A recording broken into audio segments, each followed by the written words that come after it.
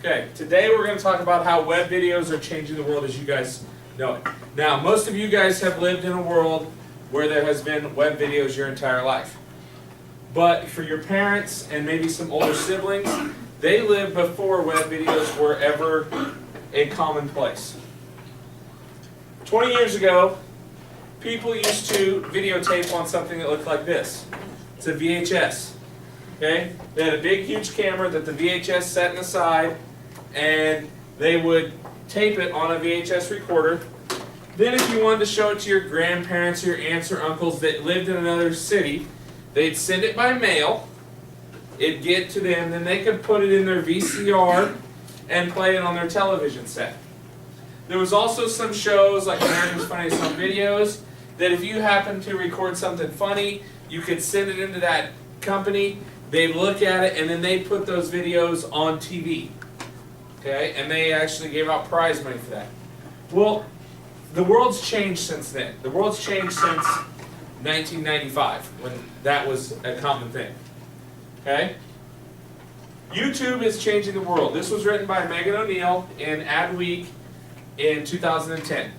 When Chad Hurley, Steve Chin, and Jawad Karim founded YouTube in 2005, there's no way they could have predicted that they would change the world as we know it in 5 short years.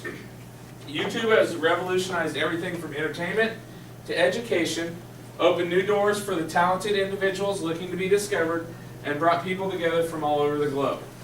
How has YouTube changed your world? For you guys, you've grown up basically knowing YouTube. For the last 10 years of your life, and for most of you that's all the life you can remember, YouTube has been around. Okay? I remember a time when there was no YouTube. I remember a time when YouTube wasn't relevant. Okay? You guys have always had this in your life. So it's a little bit different for you and it's a little harder for you to understand. But YouTube has given so much knowledge and so many things at the fingertips of everyone that has totally changed the world we live in today. Okay? Now, YouTube has allowed people to connect instantly. We talked earlier about if you wanted to record something, show it to your grandparents that lived miles away, you had to record it on this, send it on a video camera, right? And mail it. Well, now you can do that via YouTube. It's also allowed for quick access of other endless supply of information and entertainment. When you guys think of YouTube, you think of this kind of stuff, right? Silly entertainment, the show ridiculousness, all the fails, those kind of things, right? That's only about a third of the videos on YouTube. Only about 33% of the videos on YouTube are funny, goofy videos. The other 2/3 of the videos are informational videos, educational videos, how-to videos that are on YouTube. And those are the videos that are going to be the most important to you as you get older.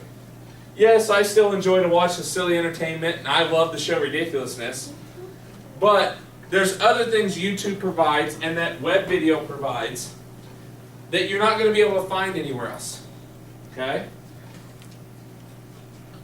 Now, this is a guy named Chris Anderson, and it's a TED Talk video, and we're going to watch this TED Talk video, and I want you to listen to the things he says and the things he talks about, and how he's telling you how the web and the web-based videos are changing everything from where it was in 1995 to 2005 when YouTube came out to today. And this was taped in 2010, so it's still a little bit outdated, it's 5 years old, but it should give you an idea of how things are changing.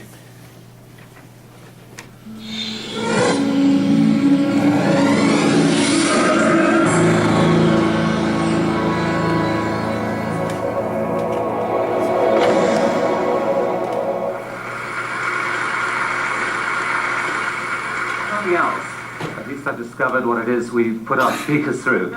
Sweaty palms, sleepless nights, a wholly unnatural fear of clocks. I mean, it's quite brutal. And I'm also a little nervous about this. There are 9 billion humans coming our way. Now, the most optimistic dreams can get dented by the prospect of people plundering the planet. But recently, I've become intrigued by a different way of thinking of large human crowds, because there are circumstances where they can do something really cool. It's a phenomenon that I think any organization or individual can tap into. It certainly impacted the way we think about TED's future and perhaps the world's future overall. So let's explore. The story starts with just a single person, a child, behaving a little strangely. This kid's known online as a little demon. He's doing tricks here, dance tricks, that probably no 6-year-old in history ever managed before. How did he learn them? And what drove him to spend the hundreds of hours of practice this must have taken? Lion man, step your game up, oh! Step your game up, oh! So that was sent me by this man, a filmmaker, Jonathan Chu, who told me that was the moment he realized the internet was causing dance to evolve. This is what he said at TED in February. I mean, in essence, dancers were challenging each other online to get better. Incredible new dance skills were being invented. Even the 6-year-olds were joining in. I mean, it felt like a revolution. And so John had a brilliant idea. He went out to recruit the best of the best dancers off of YouTube to create this dance troupe, the League of Extraordinary Dancers, the LXD. I mean, these kids were web-taught, but they were so good, they got to play the Oscars this year. And at TED here in February, their passion and brilliance just took our breath away. So this story of the evolution of dance seems strangely familiar. You know, a while after TED Talk started taking off, we noticed that speakers were starting to spend a lot more time in preparation. It was resulting in incredible new talks like these two, months of preparation crammed into 18 minutes, raising the bar cruelly for the next generation of speakers with the effects that we've seen this week. And it's not as if JJ and Jill actually ended their talk saying, step your game up, but they might as well have. So in both of these cases, you've got these cycles of improvement apparently driven by people watching web video. What is going on here? Well, I think it's the latest iteration of a phenomenon we can call crowd-accelerated innovation. And there are just 3 things you need for this thing to kick into gear. You can think of them as 3 dials on a giant wheel. You turn up the dials, the wheel starts to turn. And the first thing you need is a crowd, a group of people who share a common interest. The bigger the crowd, the more potential innovators there are. That's important. But actually, most people in the crowd occupy these other roles. They're creating the ecosystem from which innovation emerges. The second thing you need is light. You need clear, open visibility of what the best people in that crowd are capable of, because that is how you will learn, how you will be empowered to participate. And third, you need desire. You know, innovation's hard work. It's based on hundreds of hours of research, of practice. Absent desire, not going to happen. Now, here's an example, pre-internet, of this machine in action. Dancers at a street corner, you know, it's a crowd, a small one, but they can all obviously see what each other can do. And the desire part comes, I guess, from social status, right? Best dancer walks tall, gets the best date. There's probably going to be some innovation happening here. But on the web, all 3 dials are ratcheted right up. The dance community is now global. There's millions connected. And amazingly, you can still see what the best can do. Because the crowd itself shines a light on them, either directly through comments, ratings, email, Facebook, Twitter, you know, or indirectly through numbers of views, through links that point Google there. So it's easy to find the good stuff. When you found it, you can watch it in close-up repeatedly and read what hundreds of people have written about it. That's a lot of light. But the desire element is really, you know, dialed way up. I mean, you might just be a kid with a webcam, but if you can do something that goes viral, you get to be seen by the equivalent of sports stadiums crammed with people. You get hundreds of strangers writing excitedly about you. And even if it's not that eloquent, and it's not, it can still really make your day. So this possibility of a new type of global recognition, I think is driving huge amounts of effort. And it's important to note that it's not just the stars who are benefiting. Because you can see the best, everyone can learn. Also, the system is self-fueling. You know, it's the crowd that shines the light and fuels the desire. But the light and desire are a lethal 1-2 combination that attract new people to the crowd. So this is a model that pretty much any organization could use to try and nurture its own cycle of crowd-accelerated innovation. Invite the crowd, let in the light, dial up the desire. And the hardest part about that is probably the light, because it means you have to open up. You have to show your stuff to the world. It's by giving away what you think is your deepest secret that maybe millions of people are empowered to help improve it. And very happily, there's one class of people who really can't make use of this tool. Now, the dark side of the web is allergic to the light. I don't think we're going to see terrorists, for example, publishing their plans online and saying to the world, please could you help us to actually make them work this time? But you can publish your stuff online, and if you can get that wheel to turn, look out. So at TED, we've become a little obsessed with this idea of openness. In fact, my colleague June Cohen's taken to calling it radical openness, because it works for us each time. We open up our talks to the world, and suddenly there are millions of people out there helping spread our speakers' ideas, and thereby making it easier for us to recruit and motivate the next generation of speakers. By opening up our translation program, thousands of heroic volunteers, some of them watching online right now, and thank you, have translated our talks into more than 70 languages, thereby tripling our viewership in non-English speaking countries. By giving away our TEDx brand, we suddenly have 1,000+ live experiments in the art of spreading ideas. And these organizers, they're seeing each other, they're learning from each other. We are learning from them. We're getting great talks back from them. The wheel is turning. Okay, step back a minute. I mean, it's really not news for me to tell you that innovation emerges out of groups. We've heard that this week. This romantic notion of the lone genius with a eureka moment that changes the world is misleading. Even he said that, and he would know. We're a social species. We spark off each other.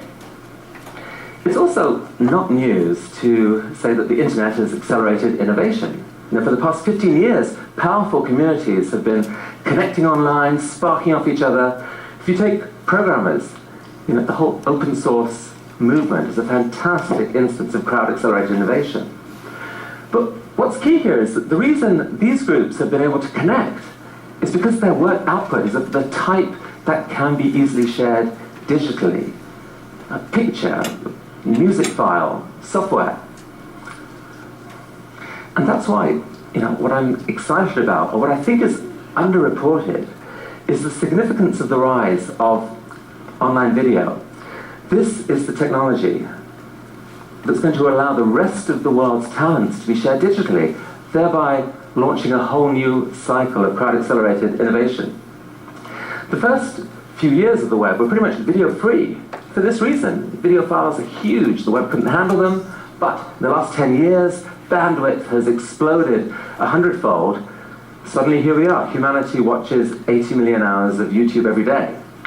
Cisco actually estimates that within 4 years, more than 90% of the web's data will be video.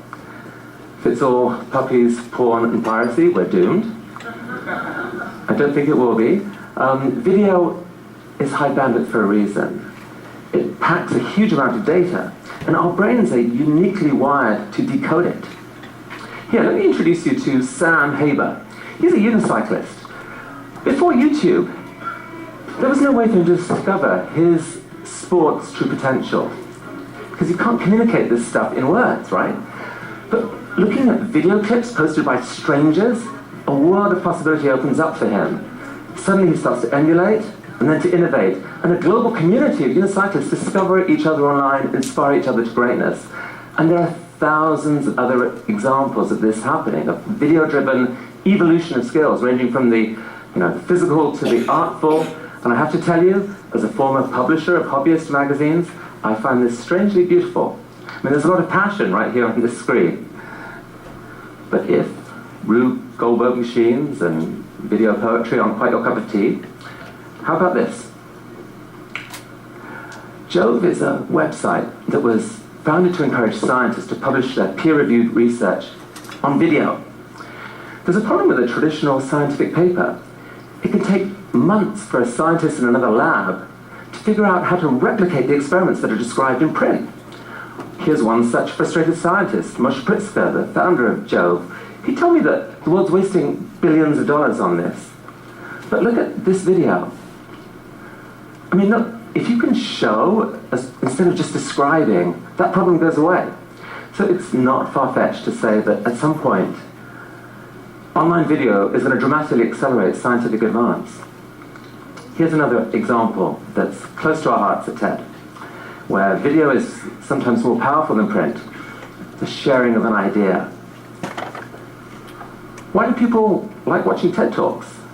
All those ideas are already out there in print. It's actually faster to read than to view. Why would someone bother? Well, obviously there's some showing as well as telling.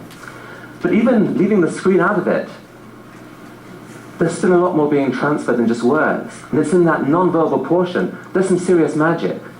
Somewhere hidden in the physical gestures, the vocal cadence, the facial expressions, the eye contact, the passion, the kind of awkward British body language, the sense of how the audience are reacting. That there are hundreds of subconscious clues that go to how well you will understand and whether you're inspired. Light, if you like, and desire. Incredibly, all of this can be communicated on just a few square inches of a screen. Reading and writing are actually relatively recent inventions. Face-to-face communication has been fine-tuned by millions of years of evolution. That's what's made it into this mysterious, powerful thing it is. Someone speaks, there's resonance in all these receiving brains, the whole group acts together. I mean, this is the connective tissue of the human superorganism in action. It's probably driven our culture for millennia. 500 years ago, it ran into a competitor with a lethal advantage. It's right here. Print scaled. The world's ambitious innovators and influencers now could get their ideas to spread far and wide. And so, the art of the spoken word pretty much withered on the vine. But now, in the blink of an eye, the game has changed again. It's not too much to say that what Gutenberg did for writing, online video can now do for face-to-face communication. So that primal medium, which your brain is exquisitely wired for, that just went global. Now this is big. we may have to reinvent an ancient art form. I mean, today, one person speaking can be seen by millions, shedding bright light on potent ideas, creating intense desire for learning and to respond, and in his case, intense desire to laugh.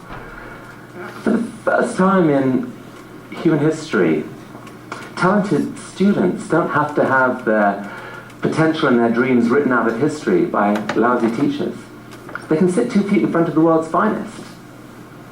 Now, TED is just a small part of this. I mean, the world's universities are opening up their curricula. Thousands of individuals and organizations are sharing their knowledge and data online. Thousands of people are figuring out new ways to learn and, crucially, to respond, completing the cycle. And so, as we've thought about this, it's become clear to us what the next stage of TED's evolution has to be. TED Talks can't be a one-way process, one to many. Our future is many to many. So we're dreaming of ways to make it easier for you, the global TED community, to respond to speakers, to contribute your own ideas, maybe even your own TED Talks, and to help shine a light on the very best of what's out there. Because if we can bubble up the very best from a vastly larger pool, this wheel turns. Now, is it possible to imagine a similar process to this happening to global education overall? I mean, does it have to be this painful top-down process? Why not a self-fueling cycle in which we all can participate? It's the participation age, right? Schools can't be silos. We can't stop learning age 21. What if, in the coming crowd of 9 billion, what if that crowd could learn enough to be net contributors instead of net plunderers? That changes everything, right? I mean, that would take more teachers than we've ever had. But the good news is, they are out there. They're in the crowd, And the crowd is switching on lights, and we can see them for the first time, not as an undifferentiated mass of strangers, but as individuals we can learn from. Who's the teacher? You're the teacher. You're part of the crowd that may be about to launch the biggest learning cycle in human history, a cycle capable of carrying all of us to a smarter, wiser, more beautiful place. Here's a group of kids in a village in Pakistan, near where I grew up. Within 5 years, each of these kids is going to have access to a cell phone capable of full-on web video and capable of uploading video to the web. I mean, is it crazy to think that this girl on the back at the right, in 15 years, might be sharing the idea that keeps the world beautiful for your grandchildren? It's not crazy. It's actually happening right now. I want to introduce you to a good friend of Ted who just happens to live in Africa's biggest shantytown. Hi, my name is Christopher Macau. I'm one of the organizers of TEDx Kibera. There are so many good things which are happening right here in Kibera. There is a self-help group. They are turned a trash place into a garden. The same spot, it was a crime spot whereby people were being robbed. They are using the same trash to form green manure. The same trash site is feeding more than 30 families. We have our own film school. They are using flip cameras to record, edit, and report it to their own channel, Kibera TV. Because of scarcity of land, we are using the sack to grow vegetables and also able to save on the cost of living. Changes happens when we see things in a different way. Today, I see Kibera in a different way. My message to TED Global and the entire world is Kibera is a hotbed of innovation and ideas.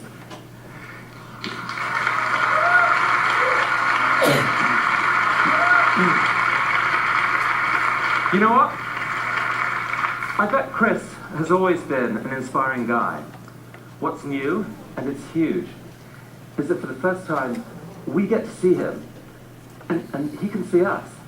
Right now, Chris and Kevin and Dennis and Dixon and their friends are watching us in Nairobi right now. Guys, we've learned from you today. Thank you, and thank you. All right. He talked about a lot of important stuff and a lot of things that are dealing with web-based stuff. And this was in 2010. We're going to look at some of the changes from 2010 to 2015. 4.5 years ago is when this was recorded. And 4.5 years ago, they were able to, from Oxford, England, to Nairobi, video chat. And these guys watch this episode, and they're able to do that video chat live, face-to-face. And that's something that you guys have lived with a lot of your life. A lot of your life, you've been able to pick up a cell phone, okay, and call somebody and hit a button called FaceTime, and instantly have that face-to-face communication. He talked a lot about that face-to-face communication. And that face-to-face communication changes the way you learn. And we're going to talk about that here in a minute. Okay?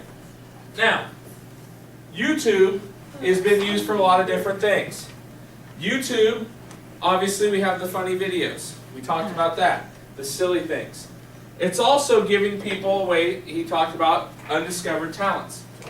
Okay? This is a video here. Most of you know who this is. This is a gentleman at the age of 11, 12 years old. His mom posted this video of him. Okay? If you don't know who this is, it's Justin Bieber.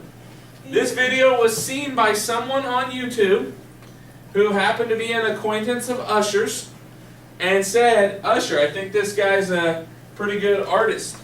Usher met with him, signed him to a recording contract. He's now a millionaire, multi-millionaire.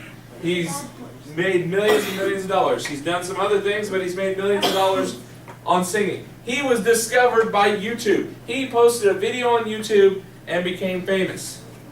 Okay? Here's another person who became famous via YouTube. Real famous. Now, most of you have seen this. If not, you probably heard the video. Okay? This guy's not an amazing singer by any means. He came up with a catchy tune. Okay? He makes a catchy tune, and and a song, and it goes viral. And how many of you guys have watched that video on YouTube? I watched it. Yeah, probably about 90% of you have watched that video on YouTube. Okay, trust me, I watched it on YouTube numerous times. I love it. Now, what he's done is he's taken this platform and found a way to make himself famous. Since this video came out, he's done commercials. He's created another song with the help of a guy by the name of Snoop Dogg, who's one of the most famous rappers of all time. And he's made millions of dollars. Okay? He's done all kinds of things to make himself rich. He's gotten rich off of posting a video on YouTube that became viral and moving on to the next phase. Now, web video is not just YouTube. There are many other ways of web video. Now, in that video in 2010, he talked about how much video was streamed on YouTube every day. Well, here's from YouTube as of yesterday. As of yesterday, 100 hours of video is loaded to YouTube every hour. So, 24 hours a day, 7 days a week, 365 days a year, 100 hours of video gets loaded every hour. So think about that. Every day there's 2,400 hours of video loaded. Add that on to 7 days a week and 365 days a year.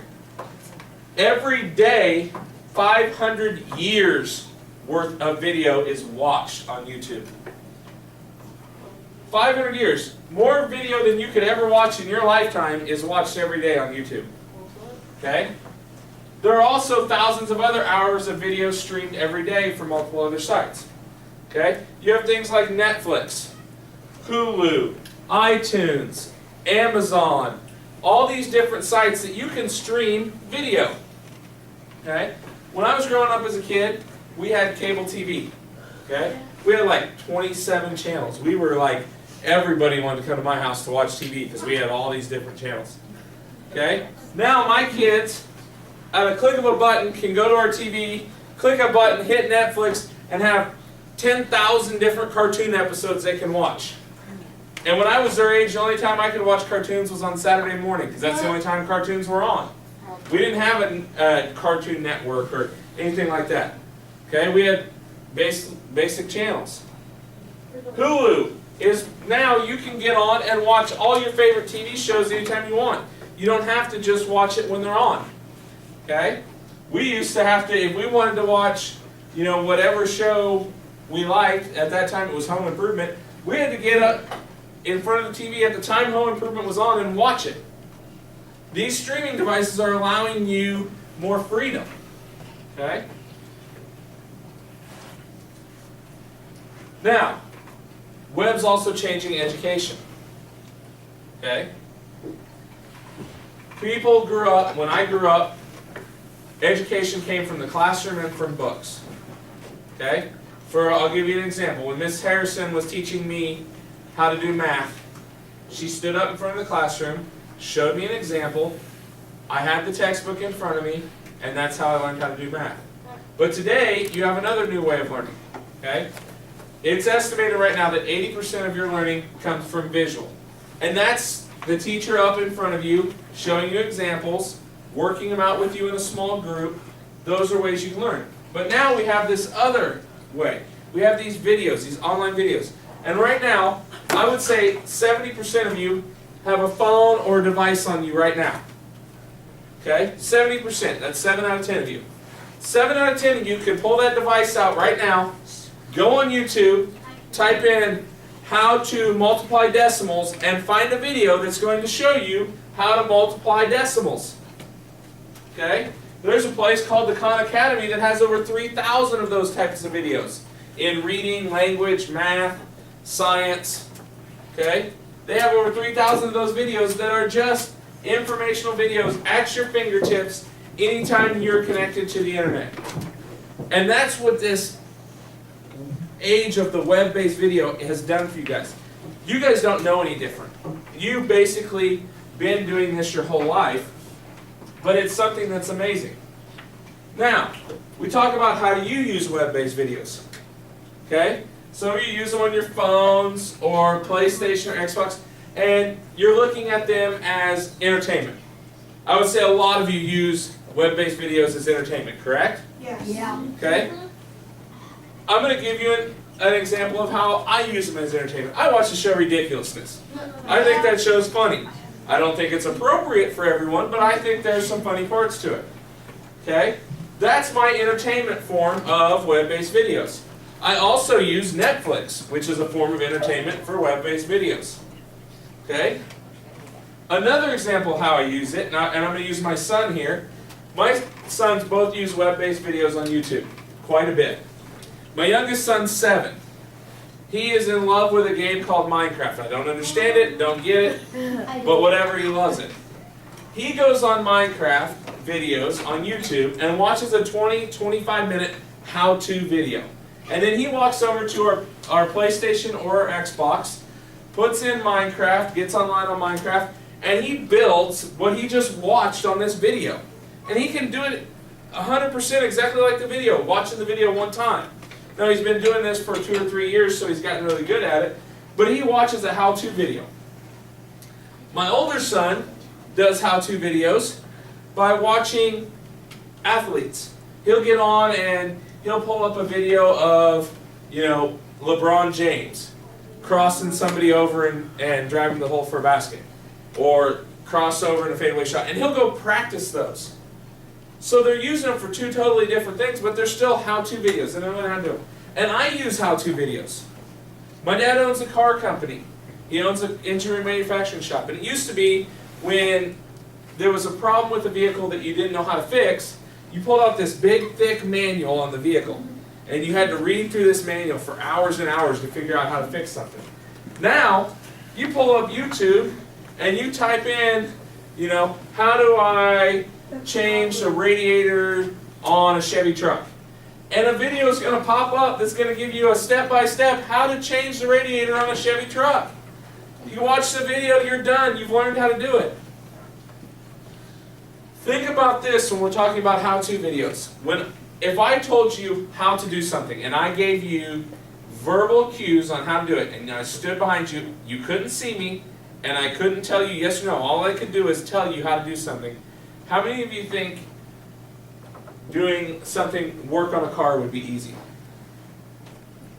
Now, if I did the same thing and I videotape myself doing it, talking you through step by step, and you could see a video right here while you're working on it, right beside it, how do you think you could follow the steps then?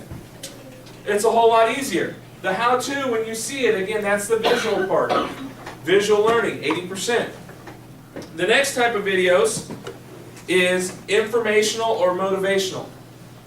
There are tons of motivational videos out there. Getting people pumped up, ready to go. You see them all the time. Athletes getting their teammates pumped up. People getting you guys pumped up for state assessments. You guys remember that motivational video last year? Yeah. Okay? We showed the motivational video about the reading 10,000 or 100,000 words or whatever it was. Okay? Motivational video. Informational videos telling you how things work. Overviews, reviews of items. I looked through a whole bunch of informational videos when I was looking to buy my new TV. I watched all these videos that were reviews of the video. They told me information about these different types of TV. You buy a car, you go through these informational videos. And the last type of videos we're going to talk about is educational videos. Remember I told you about the Khan Academy. You can find basically anything you want to teach you something for school online. If you're struggling with a concept, you don't understand how to do a concept. When I was in high school, I ran across a concept in calculus that frustrated me to no end. And it made me even more mad because my girlfriend knew how to do it, and I didn't. Well, I didn't have YouTube to go look how to do this concept. What I had was, somebody check the phone. What I had was, I had to go to the teacher, answer Clay. I had to go to the teacher and I had to ask them to give me more help. Okay? When you guys have this, it's the same type of thing. You can go on to YouTube and get help now. You don't have to have the teacher around. Guess what? When you're at home, do you have me around to ask a question? No. No, but you have YouTube you can get on. Now, You have this at your fingertips. You can get on your phone, your PlayStation, your computer. A lot of your TVs have this capability now. I have a TV at home, I hit a button and I can go to YouTube. Okay? This is the new age of learning. This class in here, I could post your directions most days on the internet and you'd be able to handle class without me here, correct? Yeah. If I posted a video of how to do something, you'd be able to handle it. Guess what? This video that we're recording right now is getting posted for tomorrow morning. What happens tomorrow morning? You have a band practice. First hour, second hour kids aren't going to get to see this. They're going to be in charge of watching this video that we're talking about. That's going to be their homework. Okay? Now, that's an overview of how web videos are changing the world. What does this mean for you? What this means is we're going to be making YouTube videos. Yes. You are going to be making a YouTube video with the group. Okay? We're going to be making them. I'll be putting you in groups. You're not going to choose what type of YouTube video you want to make. You're going to draw out of a hat what type of YouTube video you want to make. Your group may draw out a how-to video. Okay? Then you're going to tell me how to do something.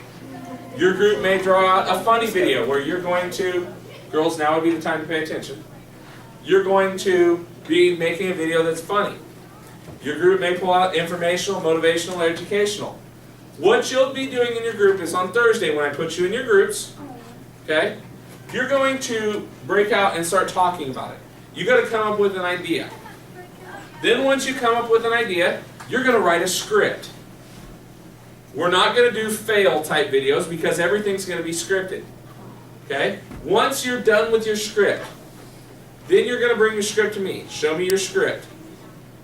Your script should take you about 30 seconds, maybe no more than 3 or 4 minutes. Okay? You're going to practice your script. Then we're going to record it. We have 3 different types of things I have to let you record. I have the video camera, and I have 2 flip cameras. Now, some of you may have an iPad with iMovie on it, and you want to record on that so that you can do some editing. That's fine. But I have to be able to get on your iPad and load it to YouTube. I created a YouTube channel for our classroom and for all the classrooms in Discovery. Every class I have, all 8 classes are going to do this. And what we're going to do is we're going to post all these up, and I'm going to keep them all private till everybody's is posted on YouTube. And then once every group's done, we're going to open them up publicly. And I'm going to create a page on the website where the links are going to be for every single group. Not everyone has to be filmed. You may not want to be filmed. Maybe you want to be the director. Maybe you want to help write the script and you're going to film the camera. Maybe you guys don't want anybody in it. Maybe you're making a funny video and you're going to use stuffed animals as your characters. Or you're going to do drawings or cartoons. That's fine. This is going to be a very open project for you and your group. It's not going to be something where you're required to be videotaped. Now, we talked about YouTube videos and people becoming famous. People also have gotten rich off YouTube videos. And the way they do that is by marketing themselves very well. You saw when we open up some of the videos, sometimes when you open up a video, there's a commercial that comes before it. Well, YouTube pays those people that make the videos a percentage once they get so many views and so many likes. So when a video becomes viral, YouTube pays you. There are people that have made over $1 million on YouTube. There's a lady that made $1 million last year doing nothing but posting how-to videos. How to put makeup on correctly, different types of makeup, how to do different types of shading. I watched a bunch of her videos last night. Way beyond anything I ever cared to learn about. But she's got nothing, I mean, she's got 10,000 videos on her channel, but they're all just informational how-to videos. And she made $1 million last year. So what you're going to do is you're going to market yourself once your group gets that out there. A lot of you have Instagram accounts or Twitter accounts or Facebook accounts. What you're going to do is you're going to take your link to your video and you're going to post it out there for your friends and family. And you can have your parents post it if you want them to. I'm not requiring anybody to be on Facebook. Okay? So nobody has to be on it. You get to come up with the way you want to do it as a group. But then you're going to push to get your group to have the most views. And we're going to have a set time, probably 3 weeks or a month, and see what group gets the most views. And the group that gets the most views out of all of Discovery, I'm going to get lunch for them. I'm going to take them to lunch. Yay. Either I'll buy lunch and bring it here, or no. Oh, what? Okay? And I'll do lunch with that group. Okay? And we might eat in front of everybody and have a real nice lunch out in the lunchroom. Okay? While everybody else is eating school lunch, we'll have something really good. Now, that means you have to market your group. I can tell you, we did this last year as a class, and we just did a single video last year as a class, and it got 90,000 likes in 3 weeks. Okay? But I posted it on Facebook, and I had a bunch of friends that I knew that posted it, and they pushed it, and it went all over the place. 90,000 likes on Facebook. And that was in about a month's time. It can happen. You guys that have Facebook, you see people put pictures on. I have to get 100,000 likes before my mom will do this. They get them all the time. If you push it, you have a chance. You'll be putting your groups on Thursday, and we'll talk more about it Thursday. Are there any questions?